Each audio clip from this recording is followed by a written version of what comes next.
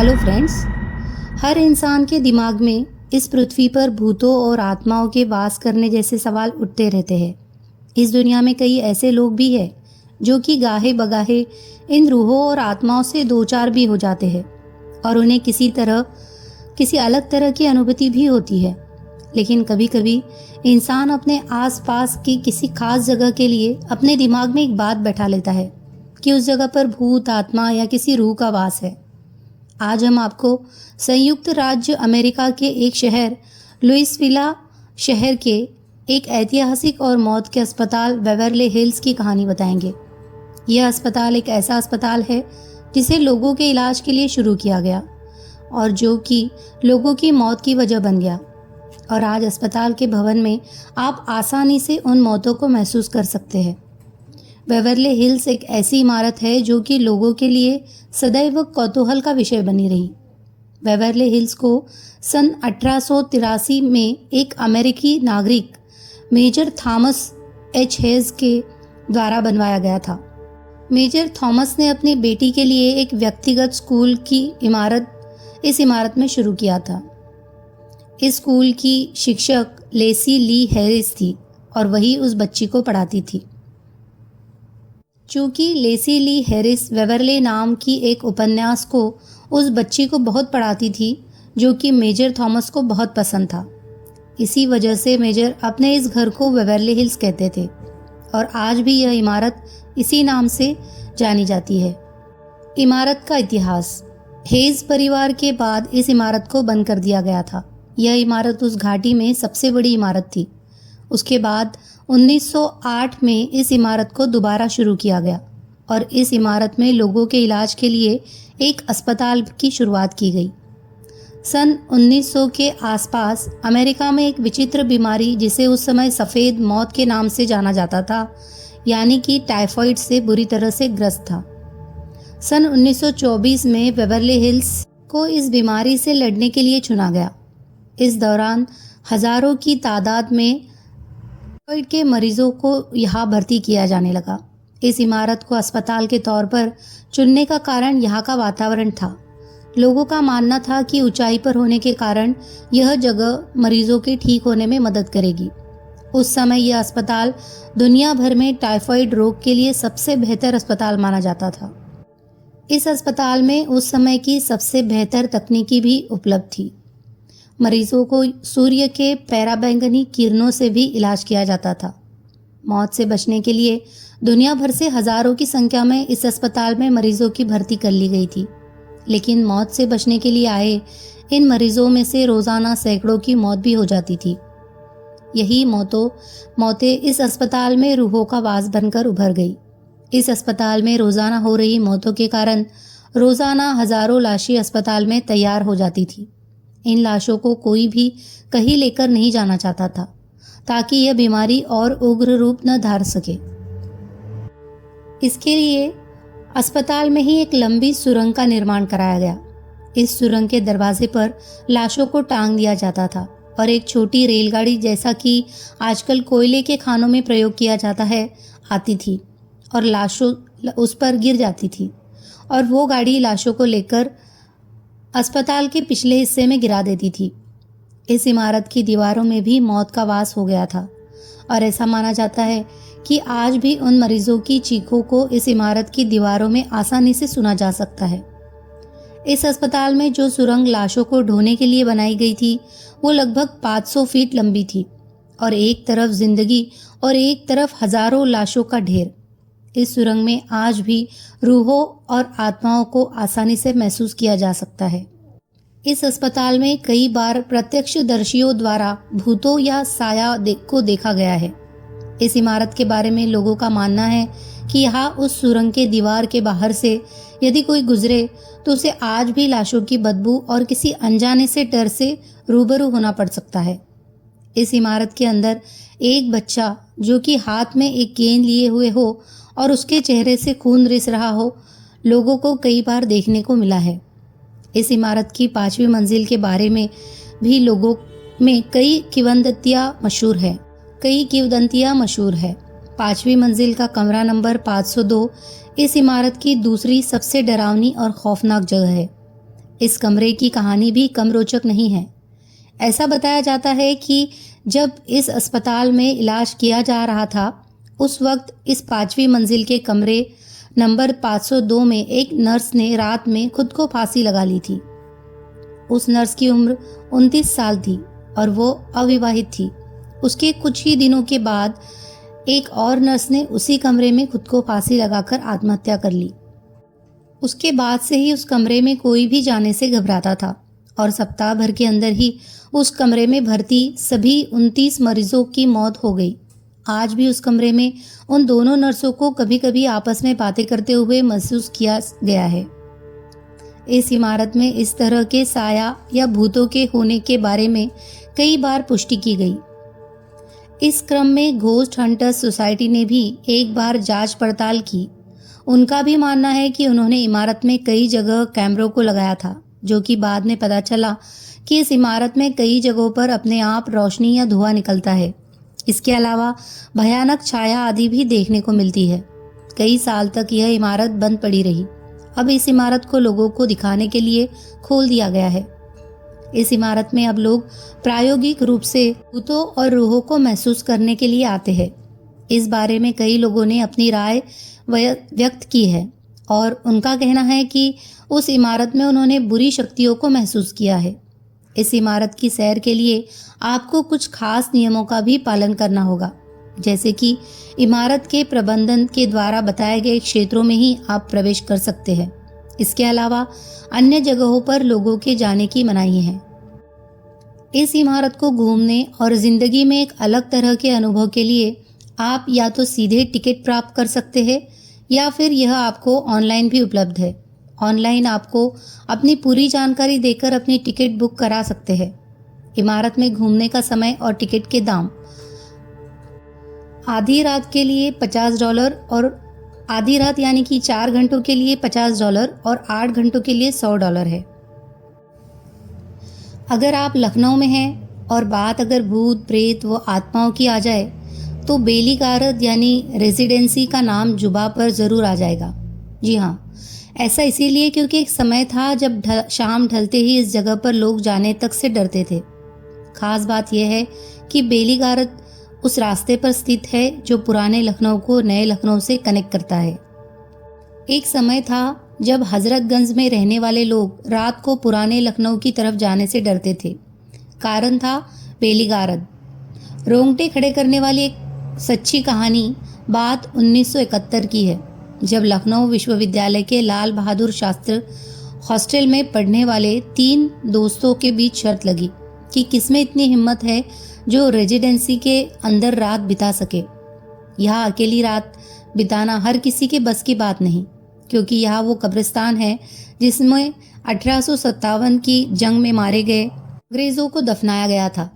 सभी कब्रों पर एक एक पत्थर लगा है और पत्थरों पर मरने वाले का नाम। खैर, उन दोस्तों में से एक ने हिम्मत दिखाई और शर्त कबूल कर ली। अगले दिन सफ़ेद रंग के कुर्ते पजामे में तीनों दोस्त विश्वविद्यालय से निकले और नदवा कॉलेज और पक्का पुल के रास्ते से होते हुए रेजिडेंसी पहुंचे। रात के करीब 11 बजे थे। सन्नाटा छाया हुआ था। अध पक्की सड़क पर महज 1-2 इक्के पुराने जमाने में चलने वाले तांगे ही नजर आ रहे थे। 3 दोस्त बेलीगारद के अंदर पहुंचे। उन दिनों बेलीगारद के चारों ओर बाउंड्री वॉल टूटी हुई थी। कोई भी आसानी से अंदर जा सकता था। रात के 12 बजते ही 3 में से 2 उठे और बोले, ठीक है दोस्त, हम चलते हैं, सुबह मिलेंगे। अपने दोस्त को सुनसान कब्रिस्तान में अकेला छोड़कर दोनों चले आए। सभी के होश फाख्ता हो गए। दूसरे दिन सुबह उठते ही जब दोनों दोस्त रेजिडेंसी पहुंचे तो वहां दोस्त नहीं, उसकी लाश मिली। पुलिस के डर से दोनों फरार हो गए। बाद में पुलिस ने रेजिडेंसी पहुंचकर युवक की लाश को अपने कब्जे में लिया और पोस्टमार्टम के बाद परिजनों के हवाले कर दी। पोस्टमार्टम की रिपोर्ट में पता चला कि युवक की मौत हार्ट अटैक से हुई। हार्ट अटैक की वजह वो डर बताया गया जिसका सामना भूत के साये में वह उस कब्रिस्तान में नहीं कर पाया। रात को आज भी कोई नहीं जाता लखनऊ में। शहीद स्मारक के सामने एक टूटा हुआ पुराना किला है। इस किले को 1857 में अंग्रेजों ने नेस्तनाबूद कर दिया था। उस वक्त हजारों की संख्या में भारतीय मारे गए थे और सैकड़ों अंग्रेज भी। मारे गए अंग्रेजों को इस रेजिडेंसी में दफना दिया गया था। रात को इसके अंदर जाने से आज भी लोग डरते हैं।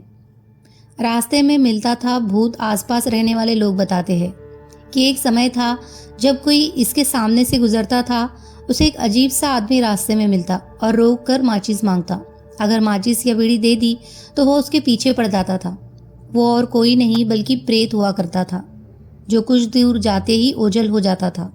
सफ़ेद पोशाक में प्रेत, मारो काटो की आवाज़ें उसी दौर की बात है। जब रेजिडेंसी के पास से गुजरने पर मारो काटो की आवाज़ें सुनाई देती थी। अक्सर वहाँ पेड़ों पर सफ़ेद पोशाक में प्रेत लटकते हुए दिखाई देते थे। अक्सर बेलीगारत के पीछे लाशें पाई जाती थी। वक्त बदला पर डर नहीं। हालांकि अब समय बदल गया है। सरकार ने बेलीगारत को संरक्षित करते हुए चारों तरफ बाउंड्री वॉल खिंचवा दी है और लाइट की व्यवस्था कर दी। अब यह रोड रात भर चलती है। तमाम रोशनी और लाइट के बावजूद लोग इस कब्रिस्तान के अंदर जाने से आज भी डरते हैं। क्या बताते हैं पुराने लोग बेलीगारत के बारे में? 2 कहानियां लखनऊ के चौक इलाके में रहने वाले 89 वर्षीय फरहद अंसारी से बातचीत पर आधारित है। जो सुना उस पर आपको विश्वास नहीं हुआ होगा, लेकिन फरहद अंसारी ने जो अंत में बताया उससे सुनने के बाद आप इन घटनाओं पर यकीन जरूर कर लेंगे।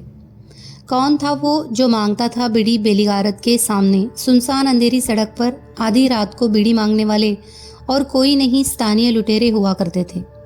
80 के दशक में जब पुलिस ने अभियान चलाया तो 2 दर्जन से ज़्यादा लोगों को पकड़ा, जो रात को लोगों को डराकर उन्हें लूट लिया करते थे।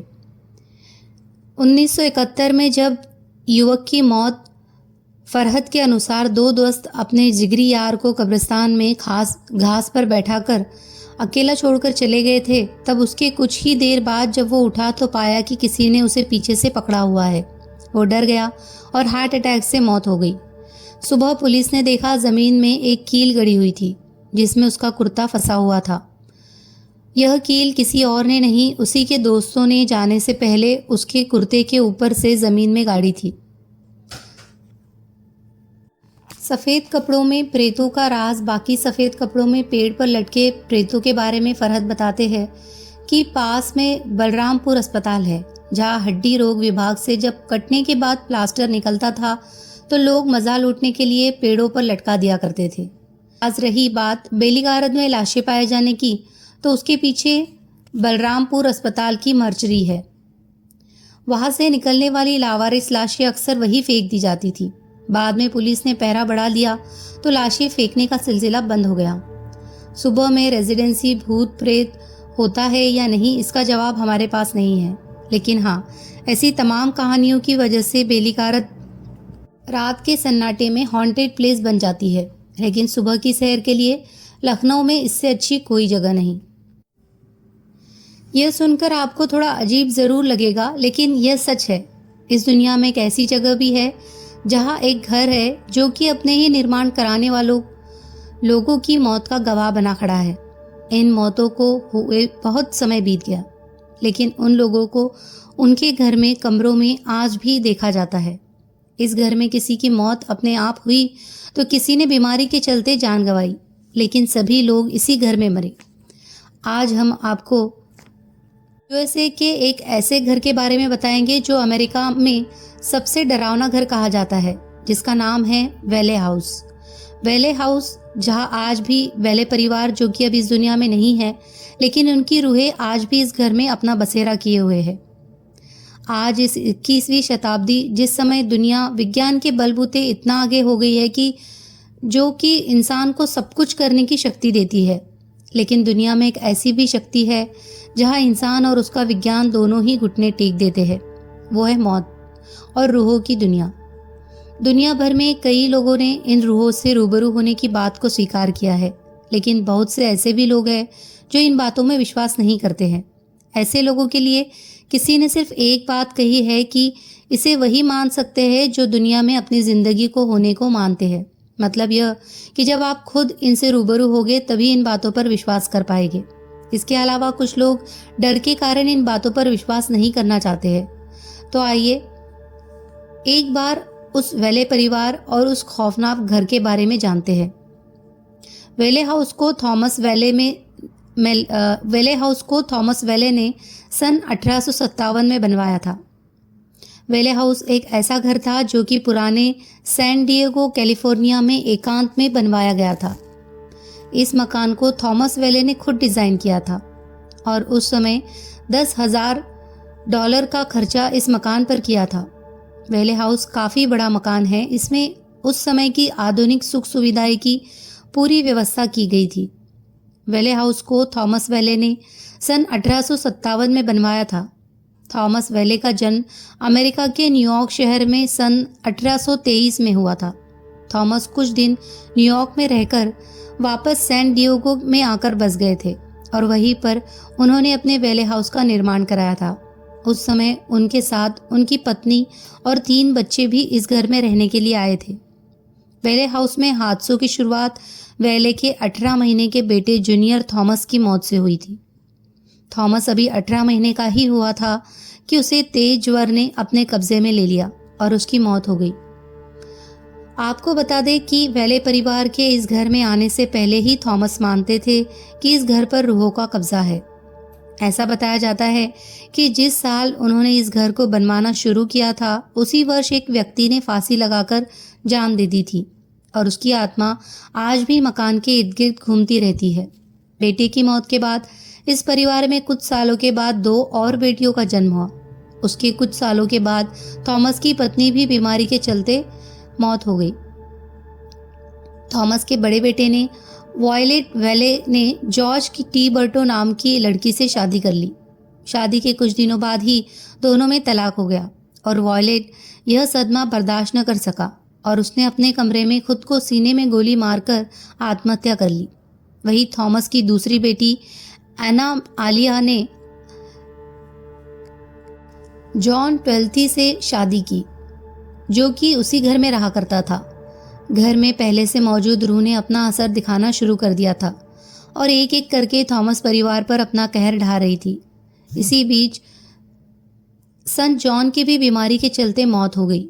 मौतों का जो ये सिलसिला शुरू हुआ तो सन 1961 तक चलता रहा। मौतों का जो ये सिलसिला शुरू हुआ तो सन 1961 तक चलता रहा और एक एक कर इस घर के सभी सदस्यों की मौत हो गई। वेले हाउस जो कि अपने ही बनाने वालों की मौत की वजह बन गया, इसके कारण इस मकान को कोई भी खरीदने के लिए तैयार नहीं होता था। लोगों का मानना था कि जो भी इस मकान को खरीदेगा या इसमें रहेगा उसे भी ये रूहें मौत दे देगी। आज भी इस मकान में थॉमस को उसके कमरे में चहलकदमी करते हुए महसूस किया जाता है। सबसे खौफनाक मंजर तो वो होता है जब आलिया अपने कमरे में अपने बालों को संवारती है। उस समय उसकी छाया साफ तौर पर आईने में देखी जा सकती है। वहीं कुछ लोगों ने घर के पीछे वाले कमरे में अन्य सदस्यों के भी होने का आभास किया है। इस घर को सरकार ने अब अपने कब्जे में ले लिया है। इस घर में एक घोस्ट हंटर्स ने अपना रिसर्च किया था। उस रिसर्च टीम में शामिल एक व्यक्ति ने बताया कि जब वो इस घर में प्रवेश कर रहा था उसी समय रात के 1 बज रहे थे और चारों तरफ भयानक अंधेरा था। जब वो घर के अंदर पहले कमरे में दाखिल हुआ तो उसे लगा कि कोई महिला जो कि अपने हाथों में कुछ लिए हुए है और अंदर के कमरे के दरवाजे की तरफ जा रही है।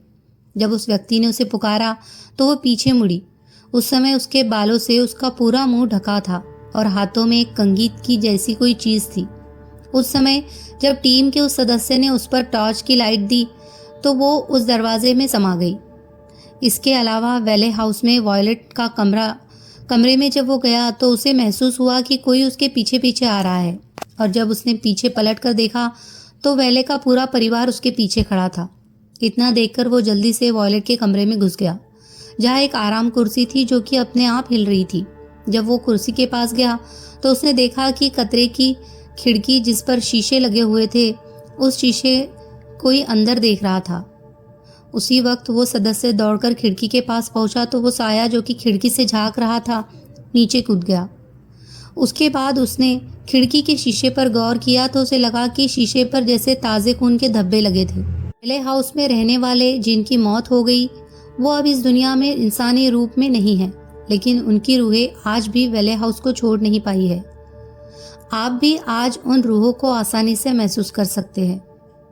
बस ज़रूरत है थोड़े से हिम्मत और इच्छा की। वेले हाउस को सरकार ने एक म्यूजियम के तौर पर शुरू कर दिया है।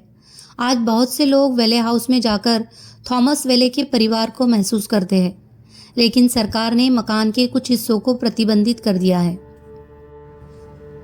दुनिया में हम अपने वर्तमान और भविष्य को बदल सकते हैं, लेकिन जो हमारा भूत होता है या जिसे हम अतीत कहते हैं, उसे बस याद किया जा सकता है या फिर दोहराया जा सकता है। जहाँ तक बात की जाए अतीत की, तो वो एक ऐसा समय होता है जो अच्छा हुआ तो हम उसे बार बार याद करना या उसे दोहराना चाहते हैं। लेकिन यदि वो समय बुरा था तो उसे याद करने मात्र से हमारी रूह कांप जाती है। रूह आखिर क्या हो सकती है? दुनिया में कुछ ऐसी आकांक्षाएं और शक्तियां होती है जिसके आगे भगवान और समय भी ठहर जाता है। आपके दिमाग में ये बात हमेशा आती होगी कि जब जीव को केवल अपना समय ही पूरा करना होता है तो रूहें जो कि सैकड़ों सालों से उनके होने का आभास किया जाता है, वो आखिर कैसे हो सकती है? इसका कुछ स्पष्ट कारण खोज पाना शायद मुश्किल होगा, लेकिन असंभव नहीं। जिस तरह सूर्य चाहे अपनी रोशनी पर कितना भी इतराए, लेकिन उसे भी अंधेरे की उतनी ही ज़रूरत होती है। कुछ ऐसी शक्तियाँ जिन्हें हम केवल महसूस कर सकते हैं या जिन्हें स्पष्ट रूप से देखा नहीं जा सकता, वो भी इच्छाएं रखती है। जैसा कि हमारे धार्मिक पुस्तकों में यह वर्णन किया गया है कि इस मृत्यु लोक में किसी भी जीव जंतु या भौतिक सुख साधन से उतना मोह नहीं करना चाहिए कि हमें अपने जीवन की परवाह भी न रहे। ये बिल्कुल सत्य है। दुनिया में उसी जीव की आत्मा अपने योनि से अलग होकर दुनिया में अपने उस लगाव वाले व्यक्ति, जगह या फिर अपनी इच्छा पूर्ति के लिए विचरण करती रहती है। इन दीर्घ इच्छा वाली रूहों के सामने भगवान भी अपने नियम में परिवर्तन कर देते हैं और वो एक एहसास बनकर दुनिया में घूमती रहती है। अभी तक आपने दुनिया के बहुत से खौफनाक जगहों की सैर की होगी जहां रूहों का आज भी कब्जा है। आज हम आपको दुनिया के एक ऐसे किले के बारे में बताएंगे जहां आज भी दो औरतें मौत के सैकड़ों साल बाद भी पूरे किले में अपना कब्जा जमाए हुए हैं। बेबी पोमेरॉय कैसल का निर्माण 13वीं शताब्दी के अंत में हेनरी पेमोरॉय द्वारा कराया गया। इन्होंने ही इसका निर्माण शुरू किया, जो कि कई वर्षों तक चलता रहा और इनकी मौत के बाद यह किला बनकर तैयार हुआ। यह किला इंग्लैंड में बनवाया गया है। चारों तरफ से मजबूत दीवारों से ढका और इस किले के बीच में 2 टावर बनवाए गए हैं।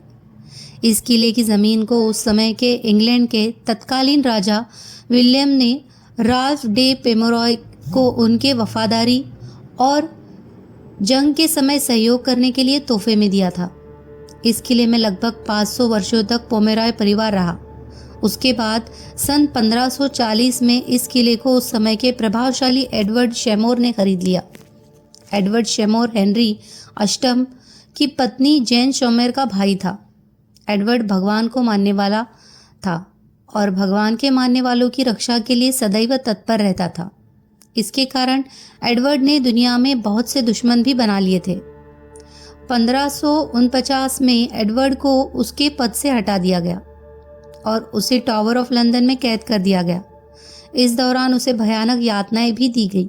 एडवर्ड पर उस समय 29 मामलों में आरोपित घोषित किया गया, जिसके बाद 22 जनवरी 1952 को उसे मौत की सजा दे दी गई और उसका बेरहमी से कत्ल कर दिया गया।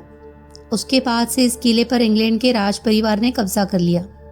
यह किला कई हादसों और घटनाओं का गवाह रहा है, जिनमें से 2 ऐसी घटनाएं थी जिसे सुनकर किसी भी इंसान का दिल थम सकता है। लेडी मार्गरेट पोमेरॉय और उसकी बहन लेडी एलेनोर पोमेरॉय दोनों ही इस किले में रहा करती थी। एलेनोर उम्र में बड़ी थी और स्वभाव से घमंडी भी थी।